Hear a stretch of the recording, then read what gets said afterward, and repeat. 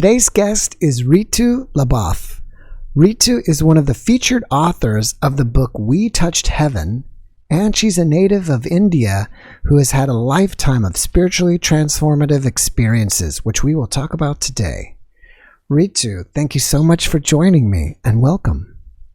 I am so thrilled to be on your show. Looking forward to talking about STEs. All right, that's great. So if you don't mind, can we start with your most impactful STE that has happened to you? Okay.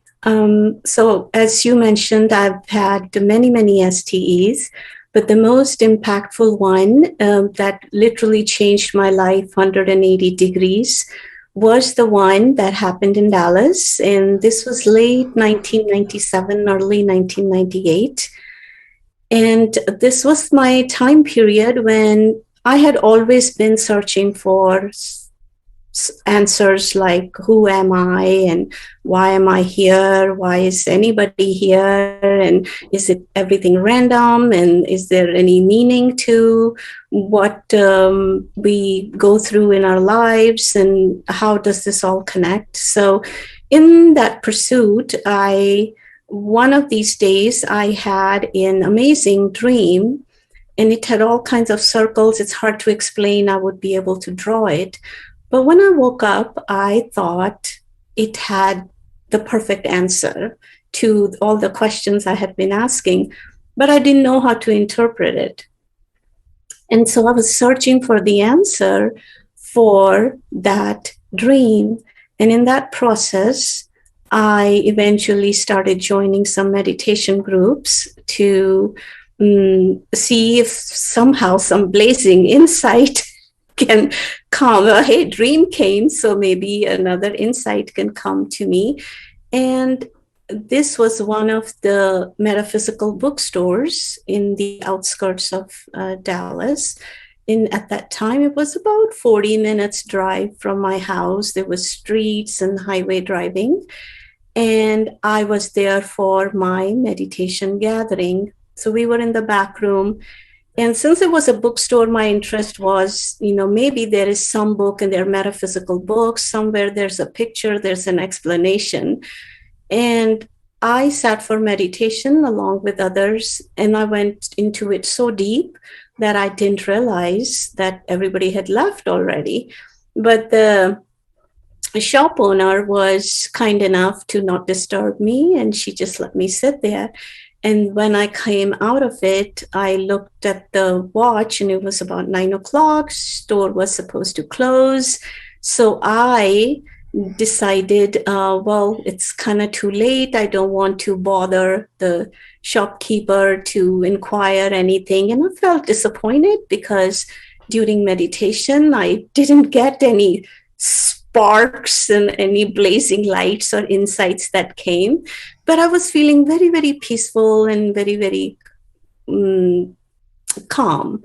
And so I said bye. I stepped out. And by that time, it was nighttime. And it was a very small little pathway or little road street that goes from that parking lot, small parking lot.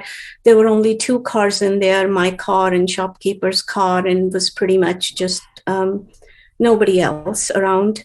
So feeling a little disappointed that I still don't have the answer, I sat in my car. I closed my door, put on my seatbelt, and took the key, put it in the ignition. And as soon as I put the key in the ignition, I heard this loudest explosion. And for a split second, I thought my car had exploded.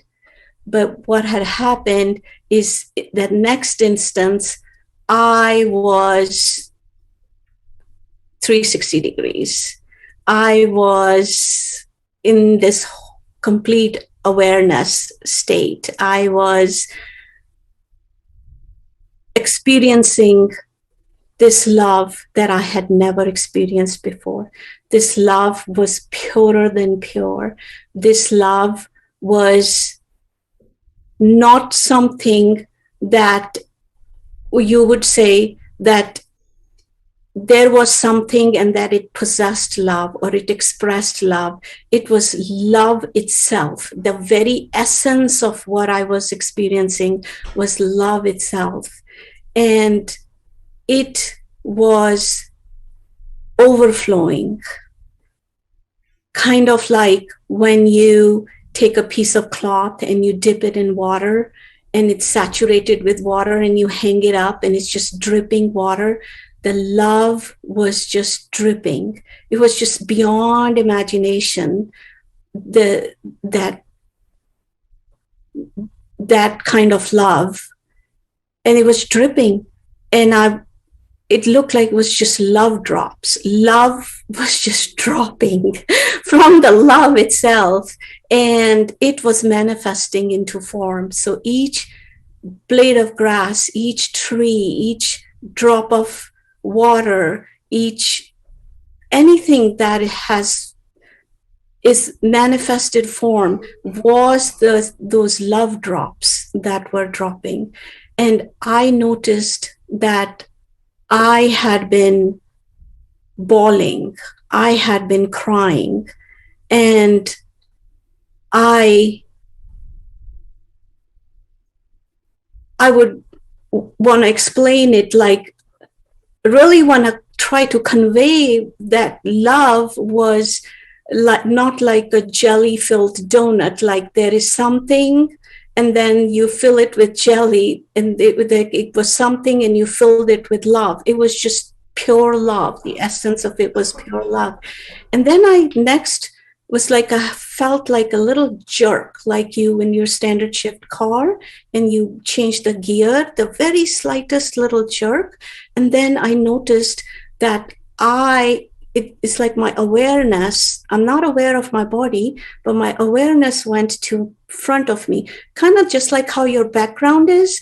There was these billions of stars, and I can't quantify the speed. They're just coming towards the windshield. And before they touch the windshield, they're disappearing. Now, in retrospect, I'm saying windshield, but at that time, I wasn't aware of my presence, my body, or that I am in the car, but that's how I was noticing. They would just come about maybe like a millimeter away from the windshield and then just dissolve and disappear. And that I have been bawling and crying. And then again, that slight shift happened again. And then that love that I was experiencing as separate from it, I was that. And that was like the source is me. I am in source. And I am the all-pervading. I am the timeless. I am this eternal, where it's everything within nothing. I am the manifest and unmanifest. And these are my love drops. I am the one overflowing. And in that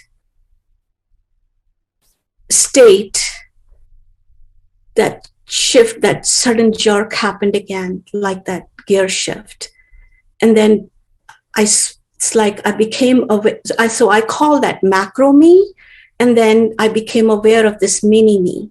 So I became aware simultaneously that all of this pervasiveness, all of this omnipresence is me, the macro me. And then it is my own self, the love drop, that is this mini me. And that there is this flow of that love between the two. And this macro me is wanting to experience and express myself through this mini me. And then my awareness went more towards mini me sitting in the car. And again, so I don't know that I am in the car because it's still the space and the stars that are coming towards the windshield. And this thought arises, or this conscious process arises saying, well, if all of that is me, the macro me, everything that is me, and here this mini me, what is this something separate that is processing this information, that is noticing this? And I realized that there was something that was like where my actual, if I had been able to feel my actual physical head, that around it, all around it, was this sort of consciousness that was processing all of this information and questioning this at that moment. That if that is me and this is me, then what is this that's noticing? And then I'm still not aware of my body, but then I am still crying, like, how did I get separate? Where and how did I get separate from my macro self? And what caused it? And it was like I also, at that time, I became not just the individual body and individual awareness. It's like I became the collective body and collective. So I'm experiencing this collective suffering and I'm crying. It's like, where did I as in collective, get off track? How did all this violence, this hate, and this suffering has come from? And I was just bawling and bawling. And in that state, next thing I notice is that I'm turning off my ignition key and I'm in my driveway at my house. And I step out of the car, tears are streaming from my eyes. And this is the first time I become aware of the actual physical reality around me, that I am in my driveway and I'm just still completely soaking in love. It's like my whole being is vibrating, and I open my front door, and it's late by that time. My two little toddler kids, I entered the house, everything, the lights were off and they were sleeping. I walked into my little son's room and he temporarily woke up. I picked him up, I rocked him for a few seconds, and all this while tears are streaming from my eyes. I put him back down, changed my clothes. I went into my bed. I sat up, and then it was like all of this had been pause time and it all restarted again. And here I'm just completely soaking in love. It's like my whole being, every fiber of my being is just vibrating. But then something else happened. I'm starting to hear sounds. It's like these ancient Sanskrit chants, and I feel the presence of sages. I did not see them, but it was very like, it's almost like like I knew that all around me, that was their presence. And these sages are chanting the mantras, and it's like those sacred, they call yagyas, those ceremonies are going on, and there is this fragrance emanating from them. So it's like I'm like in multi-dimensional, like I'm in this different dimension where all of this is going on, and then I am experiencing at the same time. And this fragrance, completely unearthly fragrance, something kind of close to sandalwood, but not that. And it's just filling up my senses. So these sounds, these chants, and this fragrance, my nostrils, my forehead. And so this whole combination of the love just flowing through every fiber, every nerve, every cell of my being just vibrating. And then my heart is exploding. And then these sounds and this fragrances, it's like I'm just having this sensory overload. And so I sit there and it's like, I'm just ready to explode. I'm going to blow up into a billion pieces because my nerves can't handle this. So I'm trying and trying to be able to somehow assimilate all of this is going on. But then I reached a point where I literally felt like I will just blow up into a billion pieces. And then something just inside me, I just screamed like, I cannot take it anymore. And that very instant, everything stopped. And then I went to bed. I felt extremely exhausted because the entire time I had been crying. And but I had to wake up real early. When I woke up, it felt like I had just barely fallen asleep. So I am thinking maybe I was actually sitting there for at least 4 or 5 hours. With that experience and that the 40-minute drive was, I had no awareness of, I never was aware of my body, of any, or anything about the physical reality. So that was the most transformative in that sense, where right after that, I started feeling, so I had a very successful IT career, a software engineer, and I would find myself at my computer, at my laptop, completely spaced out, and that there would be this feeling just screaming inside me. It's like, this is not what I came here for. This is not what I'm supposed to be doing. And it's like, what am I doing here? And so that continued. And then and so there were more STEs happening. And on one of those days, I was sitting at my desk, and then I'm hearing like this ringing sound in the air on top of my head. It's like I have these vibrations, and I kind of feeling really odd. So I said, let me step away from my desk. And fortunately, there were only a handful of females on that floor of my office. So I knew that I could just escape to the restroom, and probably no one else will be in there. And I went into the restroom. I sat on the toilet seat, and then it was like I was out of body again. And there was this being that came.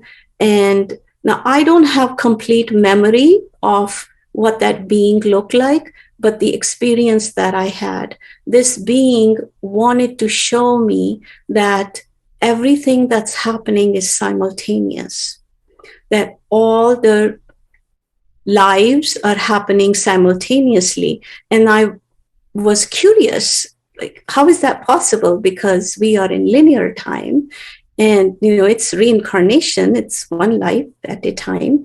So this being, this stage appeared, and so if you have a big stage, and let's say there are 3 separate timelines going on, 3 separate stories that are going on a stage.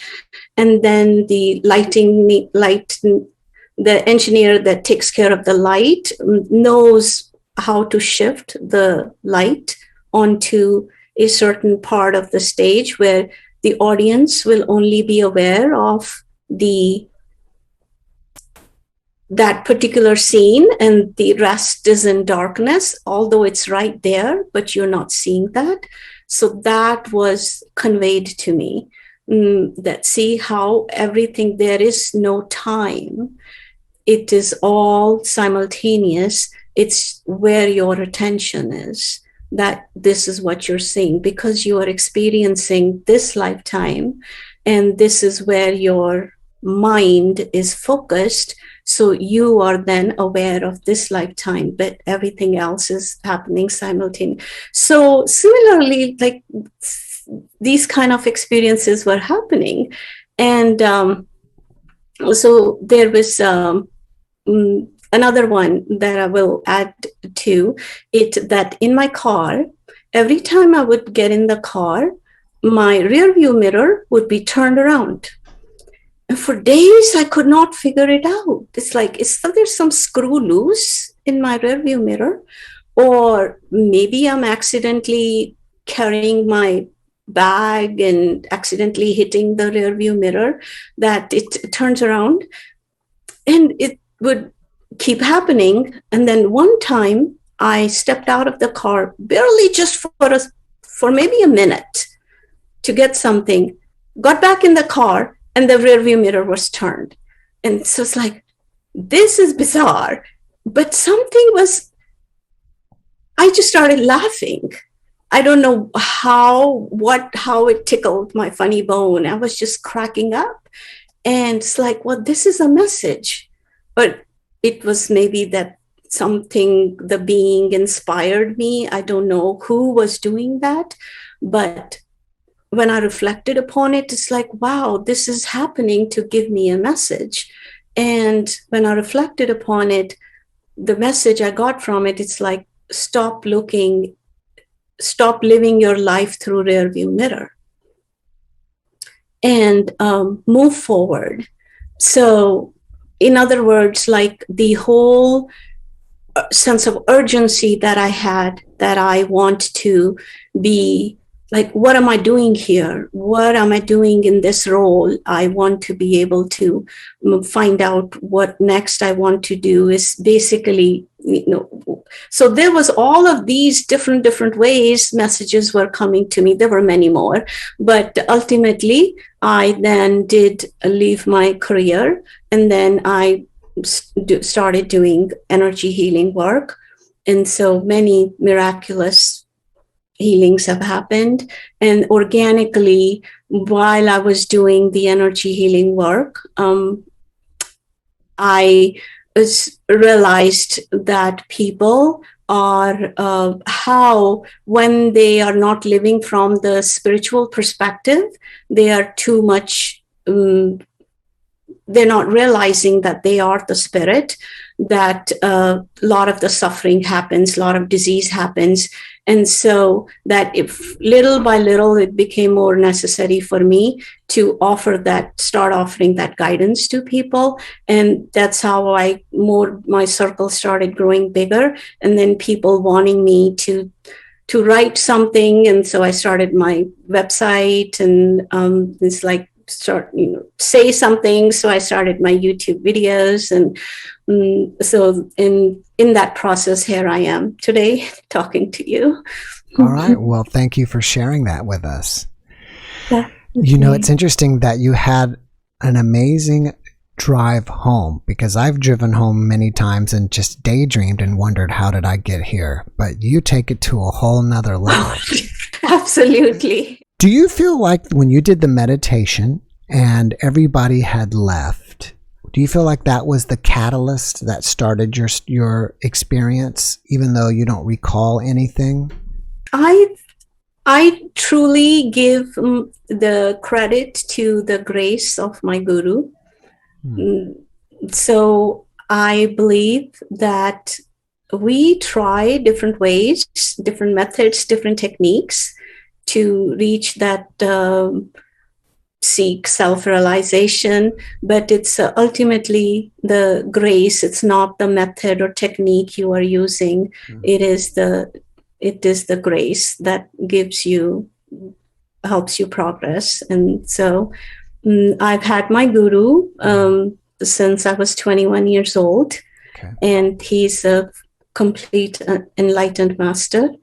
And so I've had STEs before that also, before this major one, and many experiences. So I think it was the cumulative impact. It was probably the right time, or I needed it at that time. So I could move, I could make that huge shift. Right. in my life. All right. So when you say guru, for not everybody, I think, may be familiar with that term, but that's just a term that means your own spiritual teacher? Spiritual master. So there's differentiation. I would like to say what guru actually means. These days, it's very commonly used just for anybody who's an expert in something. Mm-hmm. But gu and ru it's a combination of two words, Sanskrit words, that means the one who helps remove the darkness, which is the ignorance.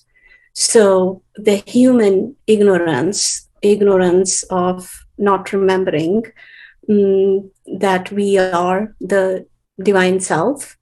Our ultimate reality is the eternal self, the source. And so the one who helps remove that and takes you beyond the beyond is actually what guru means. Mm-hmm. And so it is, and so of course, as with anything, there are teachers and there are masters, and then there's absolutely, fully, completely merged beings, enlightened masters, different ways we can call them. So my guru is that. Okay, good. I'm glad you cleared that up for me. See, I even had it wrong. Is this person still living? And were you like studying with him and he lived in India, or how did you learn from him? Yeah, so I came. So it's always said when the student is ready, teacher will arrive. And it's always said in Vedas also. We had briefly touched upon Vedas before we started our talk today. Those are the most ancient documented scriptures. They talk about the guru, and so that guru will find you. You are incapable of finding guru. It's like God finds you, you cannot find God in a way.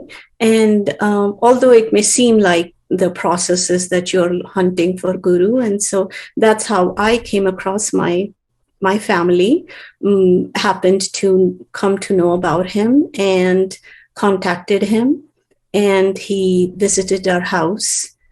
At that time, I just thought, just like most everybody does, he is this sage, a saint, and you just be respectful to them and get their blessings. And that's all. I didn't feel any differently. But then a few days later, I happened to go to his ashram. So he has ashrams in India, and then he has an ashram in Canada also.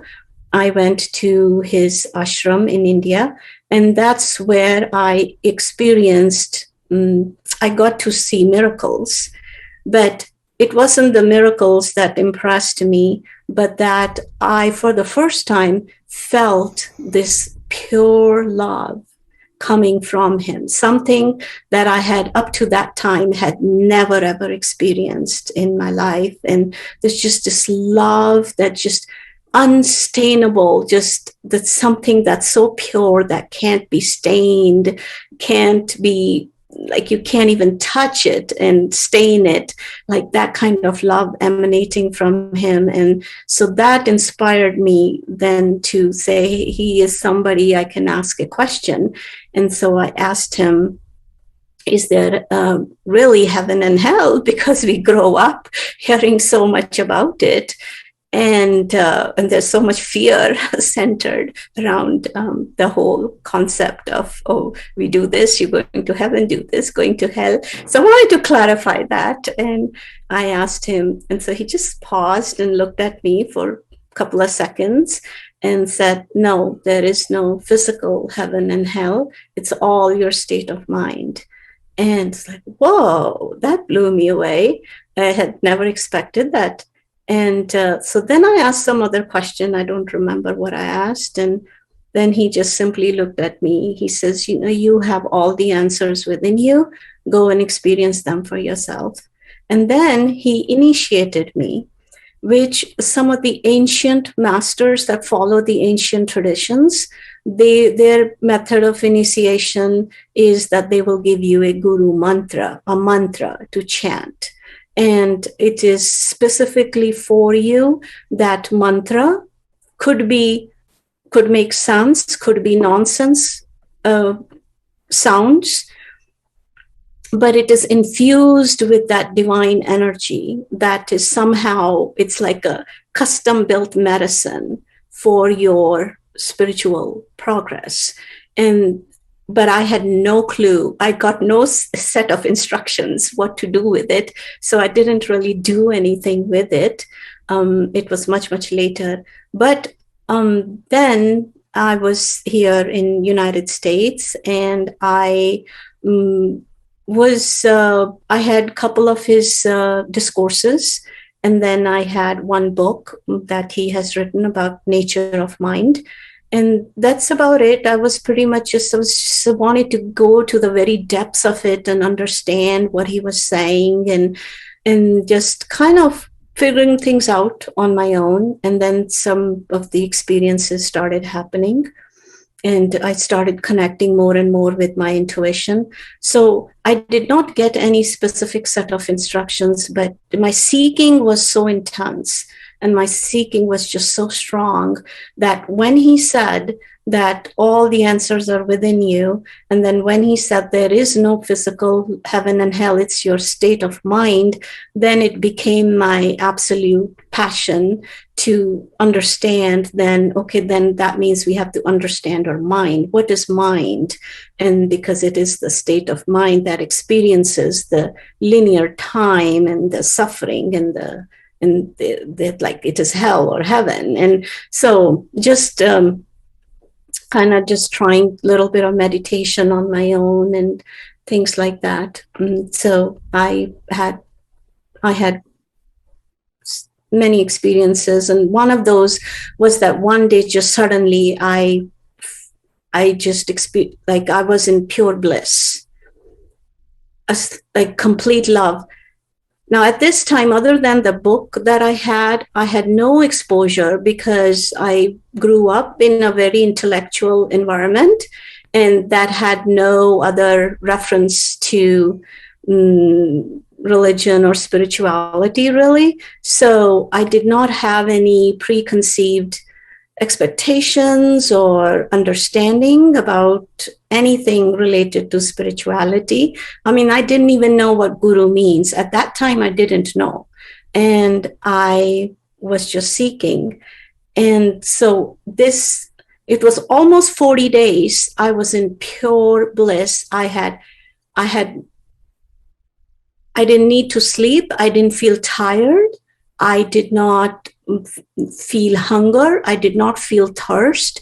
I mean, I was so shocked. I forced myself to eat a little bit, but it was just like in a state of bliss. And then that, when I came out of that, then I understood that this all happens with the grace of the master. And then I just started trying to find groups to start where I can meditate. And then I found one of the groups here in Dallas. He had studied, he was a Caucasian who had gone to be with the Buddhist monks. And for 20 years, he had studied there. I don't know if it's okay to mention his name, but Hugh Resnick. He was Hugh. Now, I'm not very sure about the last name, but his name was Hugh. So I was very fascinated. So I'm just saying that this is my little exposure. So I didn't know anything really much about Buddhism per se, or what meditation really entails. I was just exploring. I went to his house, and then we are a few students sitting in front of him. He's sitting in front of us. He tells us, close your eyes and just focus on your breath and meditate. So I am feeling like, okay, I really don't understand what this is all about, but this is the instruction I've been given. And I sit there, and then suddenly I hear this like a big jolt on my heart. like something, or like a rock came and hit my heart. And tears started rolling from, like, as if I've been hurt, and emotional pain and tears started rolling from my eyes. And I jolted and I opened my eyes and I look at him. It's like, what was this? And because it wasn't something physical, but like a force of a ball that hit. And that was my first understanding of about energy, where he told me that he does a different practice where he channels his Kundalini energy. I don't know if everybody's familiar with the word Kundalini. That's like the divine force that's within us that lies dormant until it is awakened in some people. So he was channeling it round and round, like from the back down, from the spine all the way to the front. And that many years ago he had an accident, and that he had a blockage in lower part of his back, and that every time that energy flows and hits that part, there's a jolt over there, something that was happening inside his body. And I am about 8 to 10 feet away from him. That jolt I am feeling, that's what I felt. And because that was pain to him, I felt that as my pain, as emotional pain, and tears were rolling. And so then he told me, it's like, wow, what you have experienced, like you have really, really sensitive energy field, and what you have experienced, like this level of sensitivity, people, yogis acquire, monks acquire after years, decades and decades of practices that they do, that you already have it. And so there were all of these bits and pieces. It wasn't just one big thing that were coming into my awareness, and which then one day, so you were asking me, was that the meditation? No, that meditation was just one in the series of all of this that was happening. Okay. Now, you mentioned through your main experience that you cried quite a bit. Were these tears of joy or tears of releasing years of stress, anxiety, and stuff like that? These were tears of overwhelm, sheer overwhelm, the intensity of love that I was feeling. Like I could not contain this love. Okay, so I kind of see that as tears of joy then. Tears of joy. Happiness, it's overwhelming you. Yeah, it's like, how have I been separate from this? And it, like, billions and trillions of years, how have I been separate from this? Yeah, so it's, I guess, how would you call that? Mixture of pain, that how have I been separate from this? And then the joy of having and experiencing this. So mixture. Now, in the beginning of the podcast, you said that you were seeking out, why are we here? What is the point to life? What are we doing here? Have you found those answers that you were looking for? I have, to my satisfaction. So with all the other STEs that have happened, I came to realize that me, the source, is just wanting to experience itself through the infinite diversity. And it is the formless. The formless, it's wanting to manifest itself and experience its uniqueness, because each one of us are unique. Every lifetime, it's unique. There is no other like you, like me, and it happens only one time. And so within that uniqueness, how we respond to the script that we come with, and that like adds to the expansion. And so there is that within the earth realm, within the human lifetime, that we come in this realm of duality, and which what creates the sense of duality, the separateness, is the mind, which to me, like, mind is made of there's the thought and there's the emotion. So put together, that's the mind that creates that. Mind is time. And so coming from timelessness and beyond the time, we come into a limited self of time, and then experience that and add to the expansion and the joy and the bliss and the exhilaration of just experiencing itself in myriads and myriads, infinite forms and infinite ways. And that the whole journey is to go back to the realization, oneness with the source, and to go beyond time, be beyond mind. And so, and that there are, all the realities are happening simultaneously. So it's just all an illusion.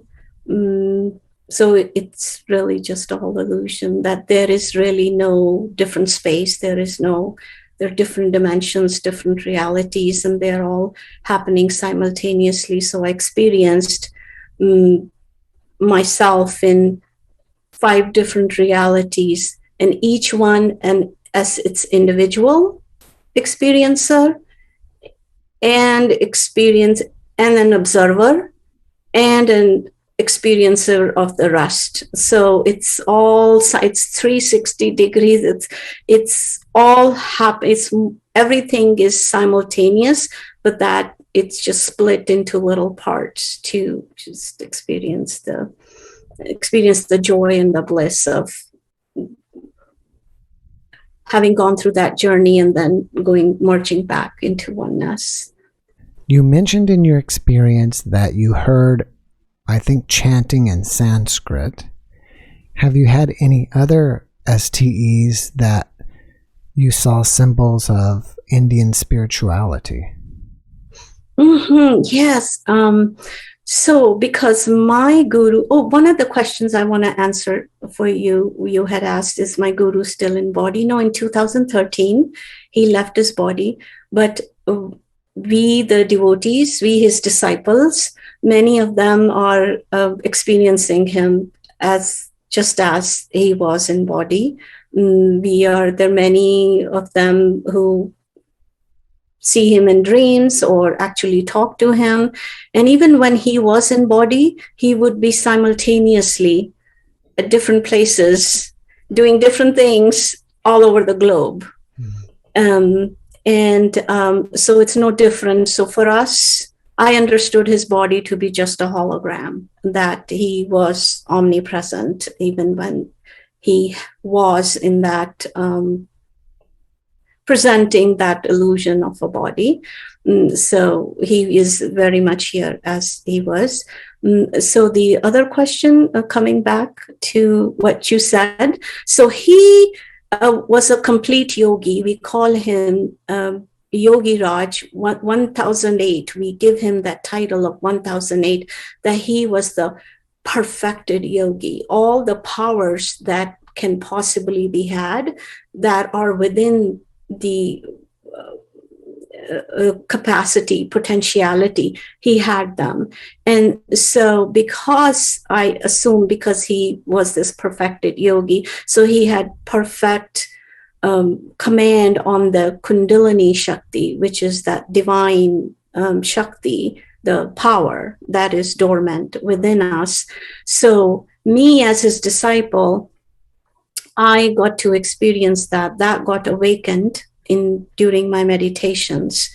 And in that, I experienced kriyas, like yogasanas and kriyas. Kriyas is like movements and vibrations, and mudras, like hand gestures. Kind of like when we meditate, we have this is what would be called a mudra. And those were happening automatically within me. And during one of those meditation sittings that I was having, I experienced myself as Lord Shiva. Like, it's not me. I had the awareness that I am the one that's supposed to be sitting there, but then what I'm experiencing myself is Lord Shiva sitting there. And another time I had, there is Ma Durga. We know she is this divine, the feminine principle of the Divine Mother, and she is usually shown as sitting on a tiger. And so I experienced as that, and Ma Kali. And so it was, and then at a separate time, there is usually when you watch Lord Shiva's depiction in movies, you see him dancing. It's called Tandav, and it's a very forceful dance, and it's supposed to manifest the creation and destruction of the universe, like it's being created and manifested. And it's called, that dance is called the Tandav, Nritya. It's called the dance is the Tandav. And I it's like I went into that energy and I started dancing like that. I am not a dancer. I'm extremely conscious of my body. And I am not the types to, even if somebody asks me to get up and move, dance a little bit, I'm very, very hesitant. But yet here I was standing in the room, and I had just become that energy, and I was dancing like that. So many other deities like that I experienced. So then I asked my guru was not the one to give me answers very readily. Like I said, he had put a full stop on that day when he told me that all the answers are within you, you experience for yourself.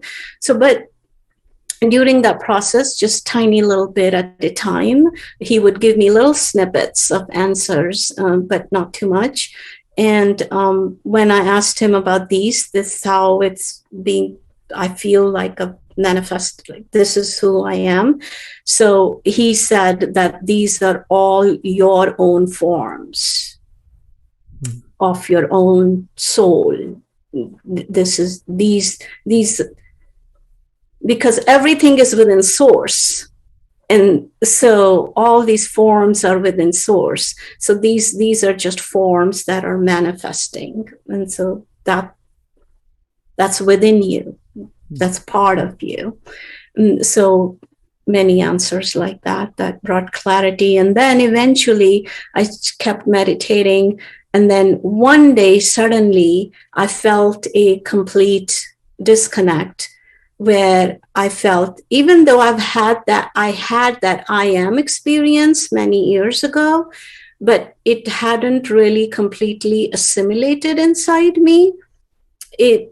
But now I literally felt that I am not this body and mind, that I am separate from the body and mind. It's like I'm witness of myself. I'm witness of my thoughts. I'm witness of my emotions. I'm witness of my body, and that this is separate. And from then on, pretty much it continued that way. And that is the witness consciousness. And that's when I realized that your way out of the reincarnational cycle starts when you get into the witness consciousness, when you have this separation from your false identity of body and mind versus I am not this body and mind, that I am a witness of it, that's really when the forward journey begins. Until then, you are identified with the limited mind and body, and therefore no matter what you have done, when it's time to leave the form, then you go into the subtler realms, and which is kind of what we call NDE's experience. And then we take on another form, and we continue that. So until that separation happens, and you start with the witness consciousness, not as intellectual understanding, but you really experience it as I am just me, just like I am sitting in my car driving. Car is not me. Car engine is not me. I am separate from the vehicle. So this body and mind is a vehicle that is separate, and I'm in it, I'm driving it, but that's not who I am. And so sorry. And so this, like, progressively, these realizations have been happening. That's very interesting. Now, you mentioned NDEs, and I think you kind of mentioned the realms that they go to. How would you refer to these realms and the things, what people are seeing with your lens? Mm-hmm. So coming back to, there is really no time, and there is really no separate space, right? It's all nothingness. And I like to describe it as like mathematical formula, like 0 multiplied by infinity. So this infinity manifested phenomenal is contained within the 0, where it's nothing, this void, and within that, this manifestation. So the darkness and the light, they are all part of the same thing. It's all the same. And it's just, it depends on what part of, which side of the coin you're experiencing, but it's all part of the same, coming from the same source. So so there is really no difference. Maybe some person needed to experience the light portion of it for whatever purpose they needed to, and some needed to experience the dark portion of it, but it's all part of that same source, and it all works simultaneously. It exists simultaneously. So just like we put seed in the ground, right? It needs both darkness and light to grow. So there is part of it is in dark and part of it is in light. So we are existing simultaneously in light and in darkness. And it just so happens that whatever they needed to experience. So people who don't come back, in your opinion, where do they go to, and what happens next? Many masters, I personally do not have my own downloaded knowledge of that, but given all the variety of the multiple realities I experienced and simultaneously, and within that, what I have come to conclude and agree with is some of the pictures, the illustrations I have seen when I have been in India, where they depict how there are different dimensions. Kind of like when we have school, we have elementary school, right? There are different grades to it. And then we go to middle school and there are different grades to it. And then there is high school, different grades to it, and then college. So like that, there are different levels. There is a gross level, this gross physical reality. Within that, we mostly experience 3 different levels. There is a ordinary awake state in which you and I are right now. And then there is this ordinary dream state where conscious mind shuts down, kind of you're in unconscious, but you are still aware of your power and your knowledge because you're experiencing that in the dream. And then there is the deep sleep state where there is nothing. That's void. There is nothing that can go and report and come back. That where I was, you don't know. There is no consciousness. There is no awareness, experience of your power, your knowledge, whoever you are. And so the same way in the subtler realm, beyond the gross realm, where we go when we leave the gross body. Within subtler realms, there are levels. In some of the NDEs, I have heard where people have said, but there was kind of like this portal where you were not allowed to go past that. And so there are these realms, so based on sum total of your spiritual evolution, that you get to touch those realms. And so based on where you are spiritually, you get to go to those levels, or you can be within the elementary school levels, you can be within the middle school levels or the high school levels. And those are all like the manifest portion of the realm, of the subtler realms. And then beyond that is the another that's described by the masters, that my guru also says, is that's beyond, that's the unmanifest. And then beyond that is beyond the beyond, where there's nothing. It's total void. There's absolute, it's in Sanskrit, it's called the Turiya state, where anything that can report, just like in deep sleep, there is nothing that goes with you, no awareness, no consciousness that can report back as to where you were. Nothing is reported back. So in that beyond the beyond, the source state is where nothing can be, there is nothing that to record what is happening, so that information cannot be brought back. And that is why ultimately the most enlightened masters will also say that you cannot understand God, the ultimate, through intellect, through understanding. It can help you navigate some of your curiosities and questions that you have while you are on your spiritual path, but you can only experience it. So it's experiential. So talking from Hindu perspective, which is really the original name of Hinduism, it's Sanatana Dharma, and that is what it says. Sanatana Dharma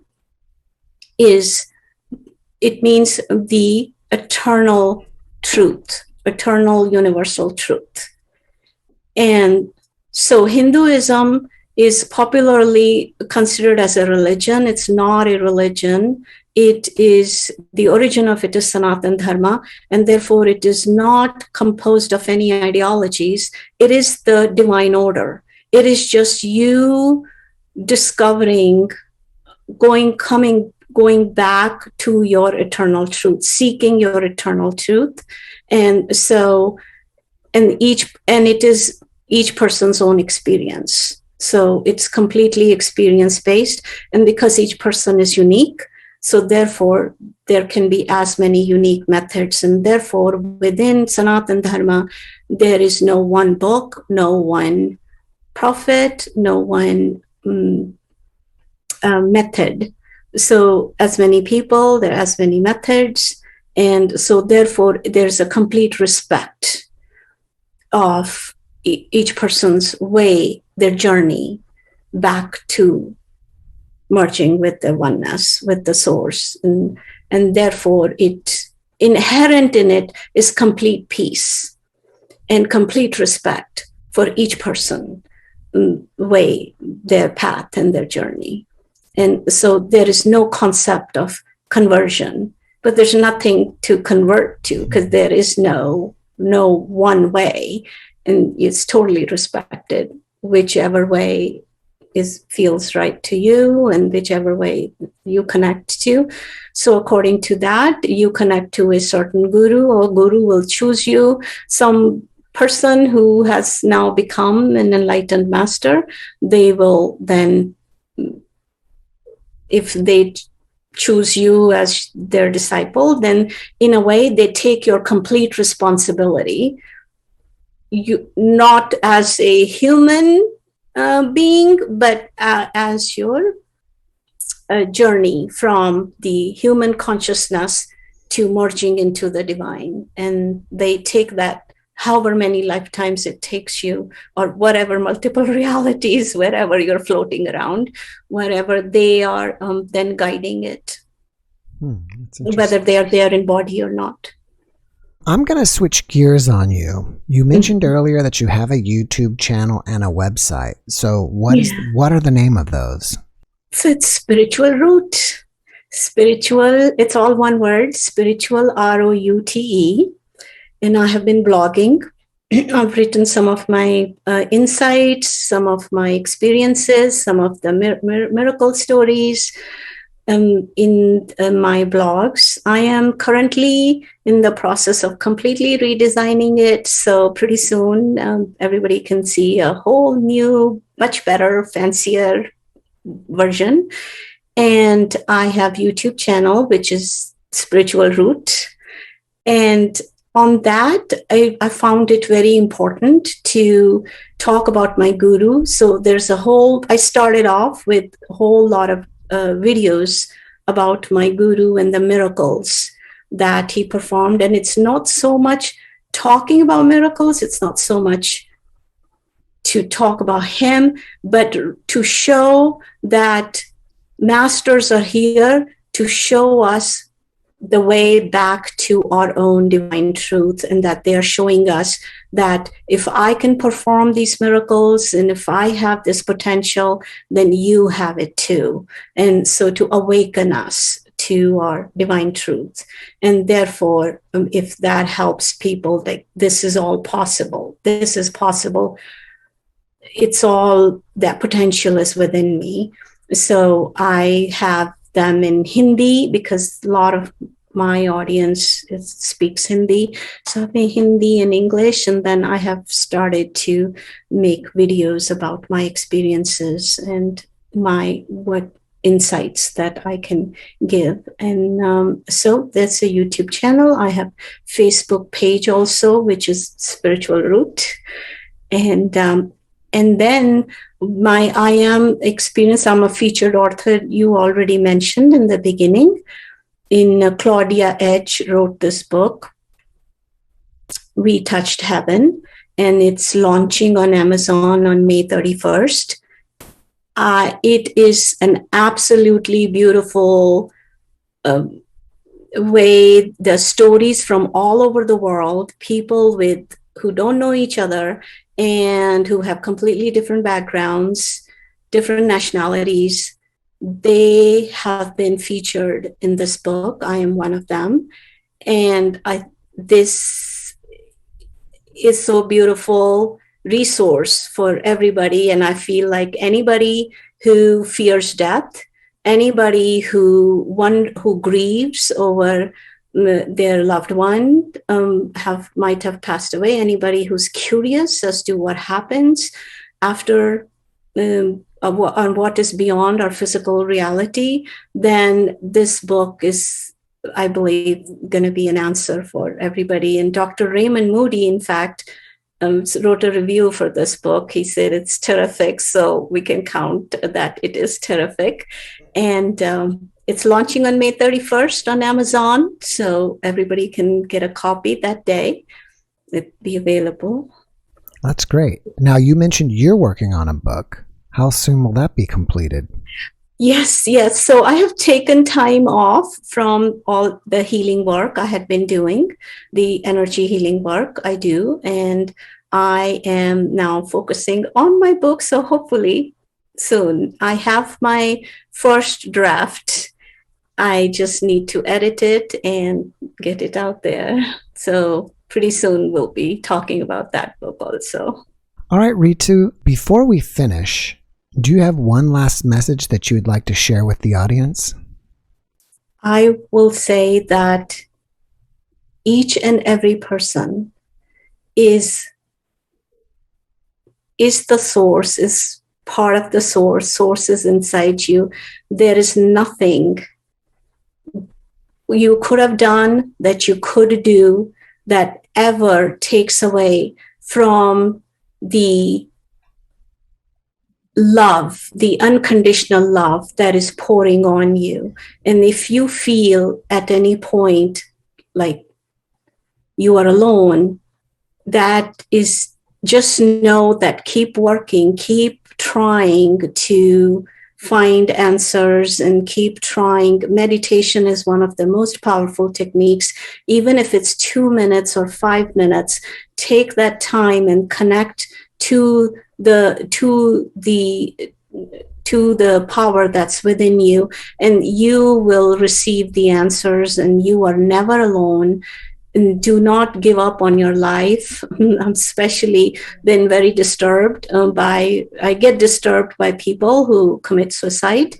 And I have that knowledge that committing suicide is never, is a temporary, it's a much more millionfold painful experience in the subtle realm when you have committed suicide.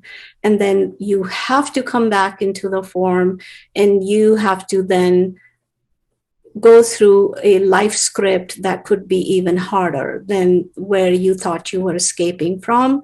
So do not give in, reach out to someone. There are people like me. I offer compassionate listening, and I will be offering that on my website also. Reach out to someone and know that you are, no matter what has ever happened, what will ever happen, that you are unconditionally loved.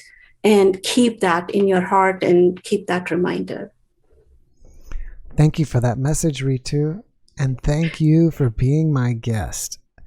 Thank you so much, Jeff. I have thoroughly enjoyed our conversation, and I look forward to many more. Me too. All right. Well, I wish you massive success and have a great evening. You too. Thank you, Jeff. Bye-bye. Bye. Thanks for watching the JeffMara podcast. I really appreciate you. Another way to show support is through YouTube memberships. And if you do, there are loyalty badges and other perks depending on your level of membership. All you need to do is click the join button underneath the video to find out more. Thank you for your support.